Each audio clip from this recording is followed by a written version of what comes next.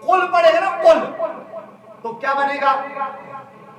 فرما دیجئے، کہہ دیجئے، کہہ دو وہ اللہ ہے، وہ ایک ہے، یہ بنے گا۔ ایک ہی جو میں مثال دی تو کئی ساری مثالیں ہیں۔ قرآن کلام پاک کتنی غلطیاں ہمارے اندر ہوتی ہیں، ہم خود اپنے گریبانوں میں جھانکیں کہ میں کتنا کلام پاک درست پڑھ رہا ہوں۔ یہ سیکھنے کی بات۔ اب کہیں جی او جی مولانا یہ کس نئی ڈگر پہ ڈال دیا ہمیں، کیا نئی سوچ دے دی، او جی ابھی تو میں 80 سال کا ہو گیا ہوں، میں تو 70 سال کا ہو گیا ہوں، ہے نا، اب یہ میں کس مدرسے میں داخل ہو جاؤں جا کے؟ ابھی کوئی ٹائم ہے مدرسے میں داخل ہونے کا؟ میں قاری صاحب کے پاس بیٹھتا ہوں تو شرم آتی ہے، کروں کیا؟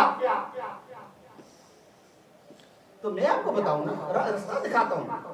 آپ مدنی قافلے میں سفر کیے، بڑے بھی کرتے ہیں تو جتنے بالغ ہیں نا سارے کریں، سارے مدنی قافلے میں سفر کریں، 3 دن کریں، 12 دن کریں، 12 ماہ کریں، 1 ماہ کریں، سفر کریں میرے محترم اور پیارے سے میراث خدا کے مسافر بنے، پھر دیکھیں آج اور کل اور آج اور کل اور انشاءاللہ عز و جل مدنی قافلے کی برکت سے میرے محترم اور پیارے اسلامیوں آپ کو کلام پاک بھی انشاءاللہ آ جائے گا، آپ کی نمازیں بھی درست ہو جائیں گی، آپ کے کلمے بھی درست ہو جائیں گے، آپ کو میت کو نہلانا، کفنانا، دفنانا یہ سب کچھ آ جائے گا۔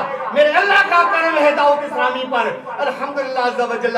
مدنی قافلے میرے محترم اور پیارے اسلامیوں ہر روز سفر کرتے رہتے ہیں، سفر پر ہوتے ہیں۔ ہم بھی تو اپنے آپ کو آگے بڑھائیں نا، ہم بھی تو میرے محترم اور پیارے اسلامیوں اپنا نام ان نیک لوگوں میں لکھوانے والے بن جائیں نا، انشاءاللہ پھر دیکھیں رب کی رحمت برستی ہے یا نہیں برستی ہے۔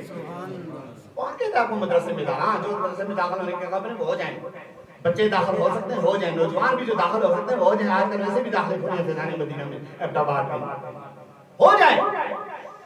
جو نہیں داخل ہو سکتے مدنی قافلے میں سفر کریں، کورس کریں، 7 دن کا 12 دن کا یہ کورس بھی ہوتے ہیں، کورس کریں انشاءاللہ عز و جل، آپ کو علم دین کا خزانہ نصیب ہوگا۔